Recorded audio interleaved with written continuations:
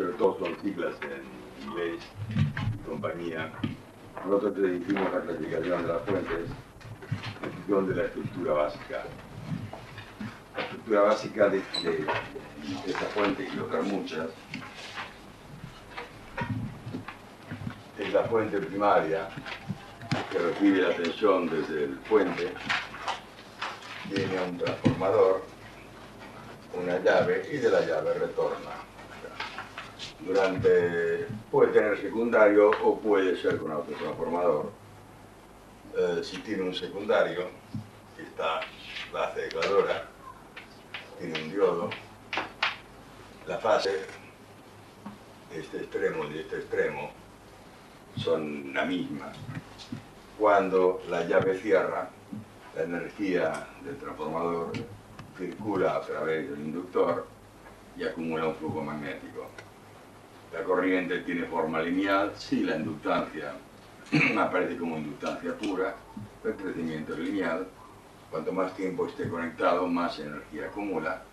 Cuando abres la llave, esa energía aparece con, tengo 0 en ese punto y 0 en este punto en el primer tiempo. Cuando la llave abre, el colector se hace más positivo, el extremo este se hace más positivo que el positivo. Suele ir alrededor del doble de la tensión, 600 volts. Y acá también se hace positivo, entonces el diodo conduce, carga el filtro de entrada y alimenta la carga. ¿Estamos de acuerdo? Y este es el principio básico de lo que nosotros llamamos transferencia indirecta. ¿Por qué le llamamos transferencia indirecta?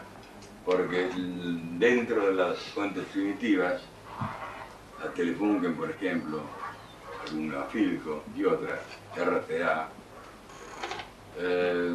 a través de un tristor tomaban de la primaria o de la línea y suministraban al filtro de salida en un tiempo muy corto.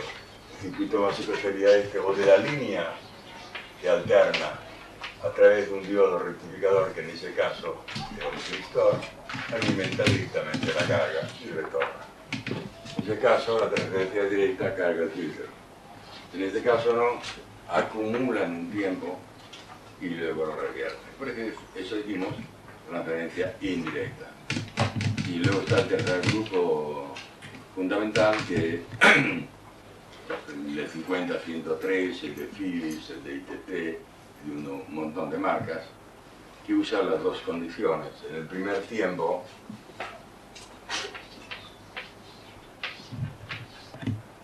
tenemos la llave, pongamos el caso del Philips, un inductor y la salida. Cuando la llave cierra, la energía del filtro de entrada carga el filtro de salida, que también lo carga limitado por la inductancia a través de una rampa de corriente. Cuando la llave abre, en el primer tiempo suministró en forma directa y acumuló. En el segundo tiempo, gracias al diodo del segundo tiempo, la energía acumulada, las tensiones invierten, lo que acumuló cuando esto era positivo o negativo, en el segundo tiempo esto se hace positivo y esto negativo.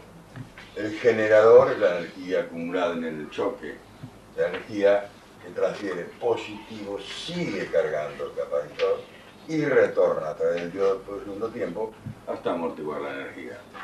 Quiere decir, en el primer tiempo fue transferencia directa, aunque hubo acumulación. En el segundo tiempo fue transferencia indirecta. Lo acumulado se revirtió. Por eso a este tipo de fuentes lo solemos clasificar como transferencia combinada. La denominación esa es absolutamente particular, no se suele dar, cada fabricante le da su nombre. Y en cuanto a funcionamiento de la parte de control, hay muy buenas diferencias. Pero básicamente lo que hace en el primer tiempo es acumular energía, en el segundo tiempo transferirla. Todos son comunes. ¿Correcto? Vamos a ver que dentro del Philips que hablamos luego, que usa el 4605, otra versión del Philips de Lanús usaba un C. Y este también de transferencia directa y también con un MOS, ya tiene unas sensibles diferentes. Está en transferencia indirecta, pero en lugar de tener 2 tiempos, tiene 3 tiempos. tiempo de acumulación, tiempo de transferencia y tiempo muerto. Esa frecuencia fija, el principio del control es distinto. En el caso de Philips, el control es a través de la corriente consumida. En el otro, el sistema de conmutación es por tensión. Esas diferencias que hay respecto a quién gobierna la fuente no afectan o no atañen al sistema de acumulación y transferencia. En todos ellos, los métodos de reparación son los mismos y es el punto de vista nuestro el que nos interesa a nosotros. Al ingeniero de diseño le interesa muchísimo la frecuencia de resonancia del transformador, la propia del transformador, para el diseño. A nosotros ya está calculado y no nos interesa. Generalmente en los textos que escriben y se ven en revistas y en libros, hay mucha confusión al respecto. Dicen dar abruptos o menos abruptos. La tendencia es tratar de que el crecimiento responda a un circuito resonante de baja frecuencia. Por eso, por ejemplo, que en el Grundy, no sé si ustedes ya han abierto un transformador Grundy, que lo han cortado, también algunos japoneses, es una espira por capa. Y espira está aislado con un dieléctrico.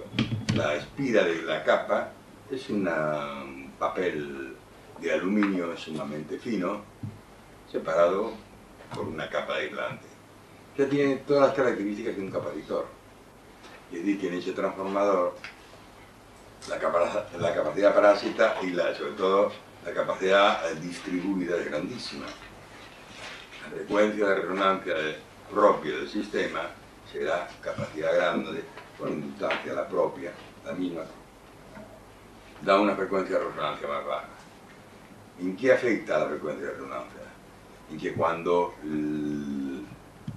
se deja al bobinado libre, ese bobinado libre responde a una variación que es la propia suya, la de su frecuencia de resonancia, que hace que suba más lentamente. Si sube más lentamente, ayuda al transistor y le da tiempo al transistor a que abra.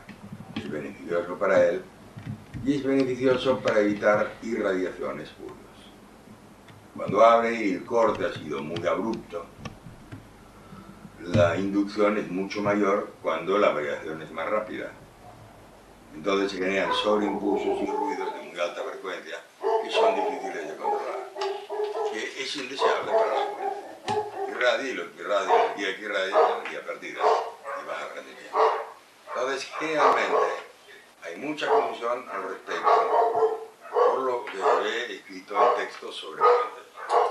Lo que gobierna la fuente no es la frecuencia de resonancia del transformador, sino un oscilador en muchos casos, como en el caso de la nube con el Lucent, y un circuito oscilante que está gobernado por el control. La frecuencia de conmutación no depende del circuito LC, del transformador ni nada por el estilo. Depende del control que lo habilita o lo corta. Y es absolutamente lógico. ¿Qué resonancia puede tener el transformador cuando está en cortocircuito? ¿Qué resonancia puede tener el transformador cuando están conduciendo todos los diodos y amortiguándose en un capacitor? Está bloqueado. Solo en el momento en que ni los diodos conducen, ni el transistor conduce, el circuito LC queda liberado de resonancia. Y es el momento de los flancos, ¿correcto? Entonces, es perfectamente válido analizar las fuentes como lo planteamos nosotros. No para diseño, porque no vamos a diseñar nada. Nosotros vamos a reparar algo que está funcionando. Bajo nuestro punto de vista es perfectamente válido analizarlo de esta manera. Muy bien. Yendo al tema de hoy, que es la comparación de dos integrados que son los responsables del funcionamiento y el control de fuentes conmutadas. Una con transistor bipolar y la otra con MOS. Pero tienen muchas similitudes Las similitudes las podrán ver si ustedes me comparan el circuito. Empecemos con el conocido, es un Hitachi, lo conocerán cualquiera de ustedes.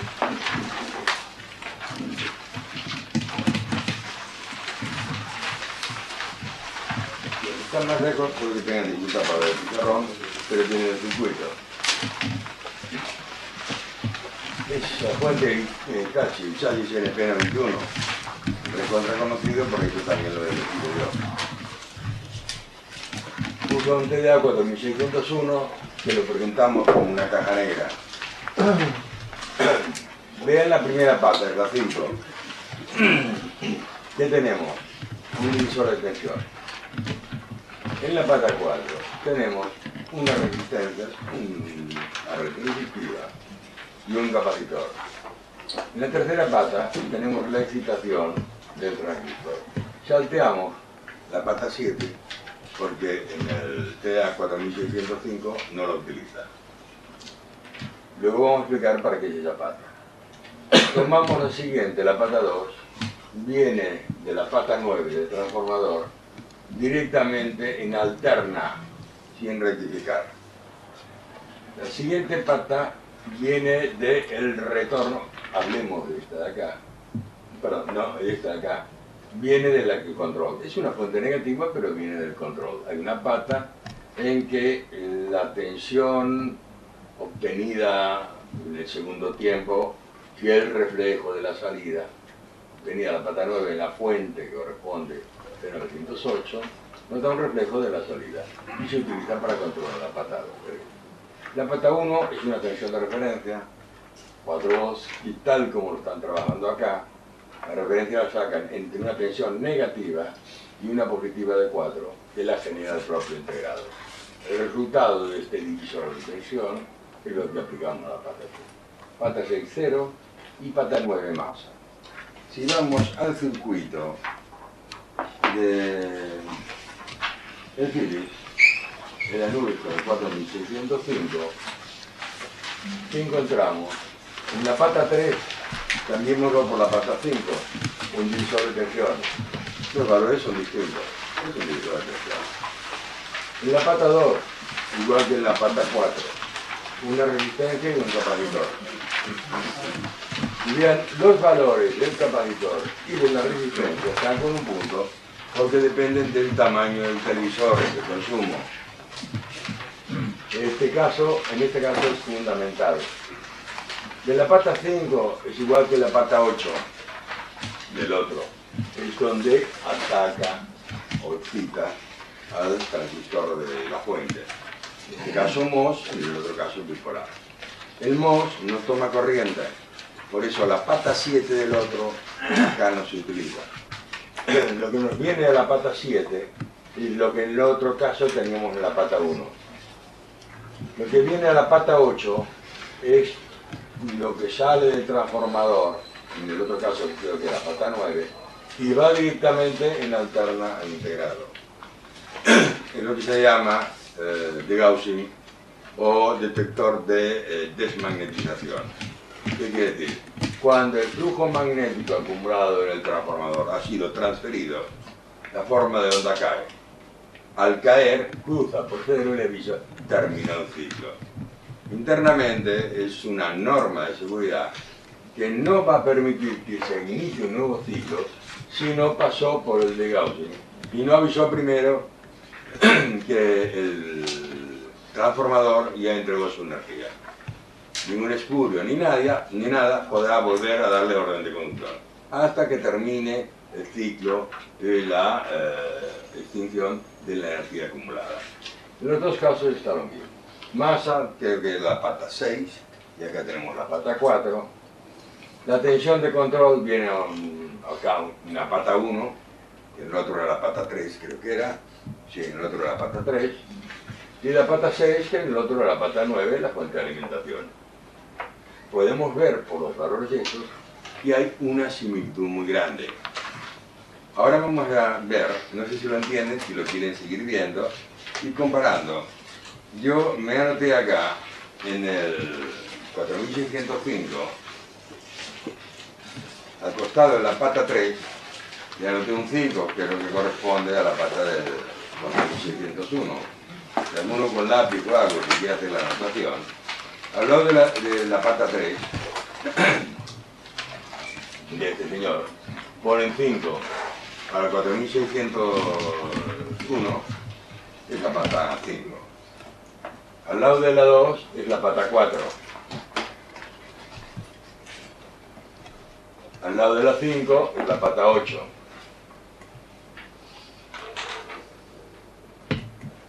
Al lado de la 7 es la pata 1, que es la tensión de referencia.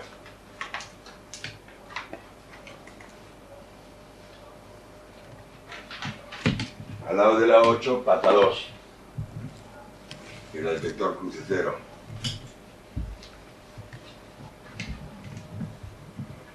Al lado de la 4, 6.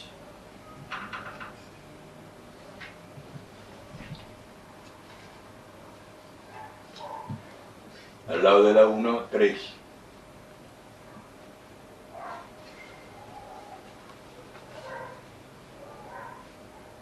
Y al lado de la 6, 9. Esas patas las podríamos considerar homónimas, cumplen exactamente la misma función. El 4605 tiene 8 patas. El 4601, 9 patas, una pata más. La pata que se anuló del 4601 es la pata 7. Esta pata es la que no usamos. En el 4605 eso no se usa. ¿Qué función cumple esta pata? La corriente que suministra el integrado para hacer excitar la base del transistor genera una caída de tensión sobre esta resistencia del choque. Y esto se realimenta y entra y le avisa cómo va la corriente. Le dice que tiene un sistema de excitación proporcional. Proporcional a qué? A la corriente que necesita. ¿Cómo sabe la corriente que necesita? Luego lo vamos a ver. O sea, en un transistor bipolar, muy importante, cómo se le aplique la tensión, o mejor dicho, sí, la tensión para generar una corriente. Si al transistor se le excita a saturación total o se le corta mucho, se torna lento. Al saturarlo mucho se meten dentro de la barrera muchos portadores. Cuando lo tienen que cortar hay que sacar los portadores para que el transistor abra. No es una llave que se abre y se cierra, sino son portadores que se ponen en la juntura o que se alejan para que el transistor conduzca más o conduzca menos. Entonces, si se acumula una gran cantidad de transistores en la barrera, genera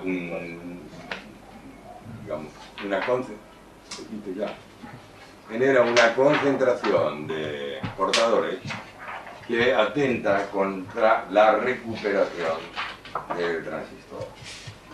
Si al transistor se lo llevó muy al corte, le es difícil, aleja mucho los portadores de la barrera. Le cuesta más tiempo aproximar los portadores a la barrera para volver a conducir. Es por eso que, fíjense, generalmente en una etapa salida horizontal, ¿usan el osciloscopio alguna vez? ¿Qué tensión negativa tienen? En la base del transistor salida negativa. No, 5 volts. 458 es la tensión inversa del diodo base emisor. En la fuente del Talin lo mismo, alrededor de 5 volts negativos. Esto torna lento al transistor. Le cuesta más luego volverlo a hacer arrancar. Y si le aplican una corriente muy grande al transistor y lo hacen saturar de todo, cuando lo quieran cortar le va a costar más. Son poquitos, se le suele llamar la técnica de los no saturados. O sea, ni lo sobresaturan ni lo cortan. Si le dieron la corriente suficiente para mantener al transistor cerrado, equivale a saturado, pero no sobresaturado. La corriente necesaria al transistor para que entre colector y emisor haya cero. Pero la corriente necesaria y no más. Al transistor este, cuando lo dé en la orden de cortar, cortará mucho más rápidamente. Si cuando llega el momento de cortar, al cortarlo se lo lleva a 5 volts para que vuelva a conducir, le va a costar mucho más si quedó próximo al conductor. En este caso, fíjense lo que le ponen: 27 ohms en paralelo base emisor y al mismo tiempo un diodo a la inversa. ¿A cuánto le permitirá ese diodo que se vaya a la base? A menos 0,6, 0,7. El transistor no es sumamente rápido, el diodo no es sumamente rápido. Cuando lo vemos con el osciloscopio, vemos un pulsito, pero estrecho, de microsegundos o décimas de microsegundos. Antes no empieza a conducir el diodo. Y se terminó, luego quedan 0,6. Es decir, a los portadores no los mandaron al quinto infierno, los dejaron ahí nomás. Afuera, cortados, ¿verdad? No está inestable cuando está cortado justo al límite.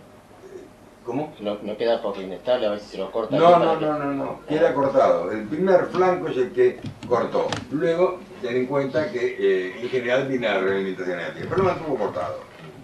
Este se va abajo, el capacitor, que se había cargado dando un alto. Esto es positivo. Esto quedó anclado a negativo a través del diodo base emisor. Esto se ha cargado. Cuando esto se va a cero, esto va a negativo. Pero va a negativo a través de este diodo. El transistor no conduce a la inversa, pero lo mantiene a negativo. A menos 0,6 volts no queda nada inestable. ¿De acuerdo? Ahora, les permitido cortar con tan baja tensión, cortar rápidamente, porque no lo sobresaturó. Y no lo sobresaturó porque si nosotros tenemos un medio para medir la corriente que circula por el primario, o sea que circula por el conductor, esta corriente tiene una forma de rampa. En un circuito inductivo puro, cuando aplicamos tensión, en el primer momento aparece la tensión y no hay corriente. Luego comienza una rampa de corriente que será tanto o más lineal cuanto más puro sea el circuito inductivo. ¿De acuerdo? Muy bien.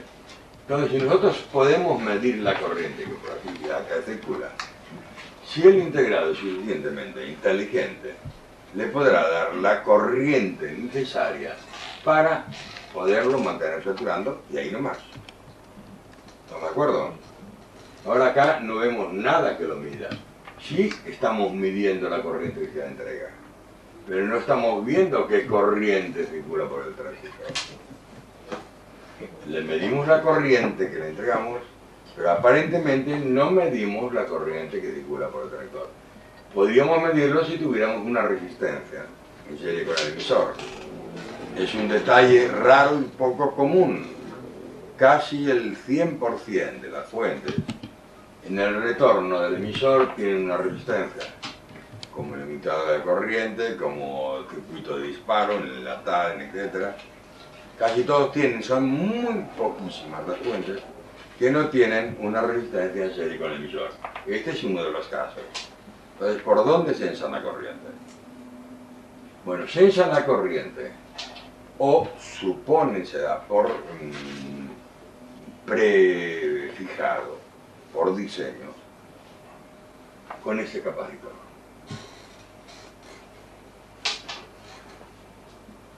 ¿De qué depende la corriente que circula por un inductor?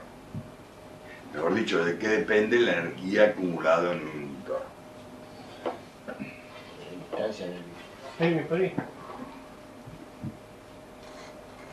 Número de espiras por corriente. NI. Toda esta tensión no interviene para nada. En la fórmula no. Pero la corriente es función de la tensión. La rampa de corriente, si la tensión es baja, yo necesito una corriente determinada.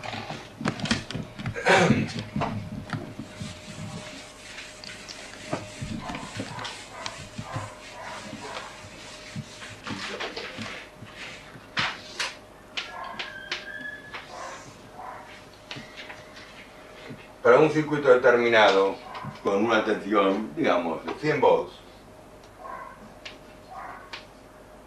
imaginemos que la rampa de corriente es esta. Yo acumularé una corriente, por ejemplo, de 1 ampere, acá. Es decir, que cuando llego a ese nivel, en este tiempo, T1, tengo el flujo magnético deseado. O sea, 1 ampere por el número de espiras es el flujo magnético, sea la energía acumulada en el transformador. ¿Estamos de acuerdo? Pero esto era con 100 volts. ¿Qué pasará si le aplico 200 volts? Y el tiempo es menor.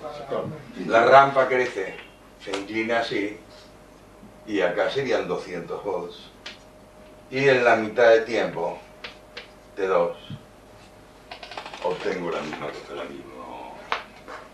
flujo magnético. Lo que se trata de una fuente es mantener la tensión constante. ¿De acuerdo? Entonces, ¿de qué depende la corriente? Del tiempo de conducción. De la tensión. ¿Sí? Casualmente, si yo tengo un circuito RC, ¿de qué depende la carga del capacitor? R constante,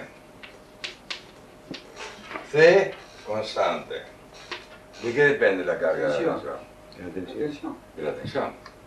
Entonces depende de esta carga acumulada acá. La tensión acumulada acá es función,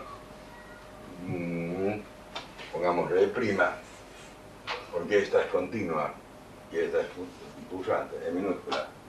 Que da una tensión que se carga en forma de rampa. ¿De qué depende? De la tensión. Si la tensión aumenta, la rampa se levanta, como acá. Si la tensión cae, la rampa decrece, como acá. Entonces, si conocen exactamente la inductancia de ese primario, pueden prever, en todos los casos, el transistor satura, pueden prever cómo es la corriente que está circulando en función de la tensión aplicada. Si está diseñado adecuadamente, esos valores críticos, lo mismo que este valor. Es decir, la rampa de corriente de acá se supone que es coincidente con la rampa de corriente del capacitor. Entonces, no censa la corriente, la supone a través de este circuito. Como la supone y está censando la corriente en función del crecimiento de esta rampa, le da la orden de conducir acá, ajustándole la corriente con esto. ¿Estamos de acuerdo? ¿Sí? Esto es una complicación terrible para los bipolares. Los MOS no tienen ningún problema. Los MOS se manejan por tensión. O sea, no hace falta medirle la corriente. Simplemente para el tiempo de conducción tienen que saberlo y también van a censar esto. ¿Por qué pata era? Por la pata 2. ¿Sí? La pata 2 tiene el mismo circuito. Puede tener una resistencia, otra resistencia, un valor o otro valor, depende de las constantes propias. ¿Sí? ¿Se entiende eso? Entonces, para un MOS que no se maneja controlado por corriente, el lazo de sensor, de sensar o de sensado de la corriente no es necesario. ¿Quién toma corriente? Acá usa 100 microfaradios, 47, etcétera, cualquier capacidad. Cuando tienes que excitar un MOS con 15 nanos, ¿sí? Una con transistor bipolar y dos son resistores MOS. ¿Correcto? Dentro de los tres tipos de fuentes, ojo, que el segundo tipo, que era el tema, el 4605, que han visto 3 o 4 circuitos, ¿de acuerdo? Nos consideramos todos del mismo tipo. Entonces, 3 fuentes, 2 con MOS y una con transistor, ¿sí? Todas de transferencia indirecta. Dos de ellas, las dos primeras, asincrónicas, y la última sincrónica, con oscilador propio. Las dos primeras, a frecuencia libre, controlan por variación de tiempo del ciclo total. Aumenta el tiempo de conducción, aumenta el tiempo de transferencia y la frecuencia baja. En la sincrónica, el tiempo es siempre el mismo. ¿De acuerdo? 30 microsegundos. Aumenta el tiempo de conducción, aumenta el tiempo, si aumenta la corriente, aumenta el tiempo de transferencia y le queda un espacio para tiempo muerto. ¿Estamos de acuerdo?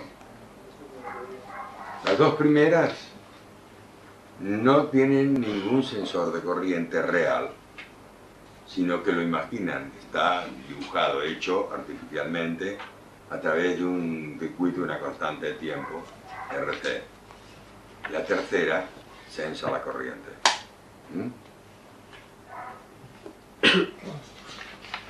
¿Qué otra cosa podemos decir? Creo que lo básico es esto. El sistema de reparación para todos ellos idéntico. Son de transferencia indirecta. Mientras trabajamos en la parte caliente, necesitamos transformador de calor. En la parte fría no. Consejo mío es usar siempre transformador de calor y unir las dos masas. Usando transformador de calor, estamos autorizados a quitarle la hidratación, porque ya la estamos dando nosotros. Esto nos facilita mucho la operación en la reparación. ¿Por qué? Porque estás midiendo con el osciloscopio, con el tester, masa caliente, masa fría que no me mide. Bueno, cuando están unidas las masas, no cometemos errores. Para acordarse de desconectar. ¿Eh? Y después hay que acordarse. Lo que pasa es que no tienen que hacerle con un alambre un puente. Tienen que conectar dos pines, uno en la parte de la masa fría y otro en la masa caliente y ponerle un clic cocodrilo. Cuando lo quieran meter adentro van a tener que sacar el clic cocodrilo y sacar los pines, porque no Es importante. Ah, sí, estoy absolutamente seguro. Por eso cortaban. No justifica ahorrar tiempo. Cortar la pista. No justifica ahorrar tiempo poniéndole un cablecito soldado. Es un riesgo tremendo. Por eso cortaban el, ¿cómo se llama? De descarga de los filtros. Le cortaban ese, soldado. Es bueno el empleo. Para el taller necesitan dos transformadores agregadores. Uno para el equipo, para el televisor. Los instrumentos ya tienen su propio transformador agregador. El equipo que está trabajando tiene que estar conectado en un transformador agregador. Y si usan dos fuentes, como en el caso aplicándole la fuente de alta en otro punto del televisor, la fuente de alta se maneja con el variac, y el variac es un autotransformador que no suministra hidratación, por lo tanto necesita un segundo transformador agregador para la fuente de alta. Estas son las herramientas que necesitamos para manejarnos en fuentes. Ya sean fuentes de una video, fuentes de un televisor o de audio, de cualquiera de los equipos. Cuando trabajamos en fuentes, tenemos que trabajar de esa manera. Por eso en Salco. Señor Matamala, En Salco tengo un va a ser el último día que vienes.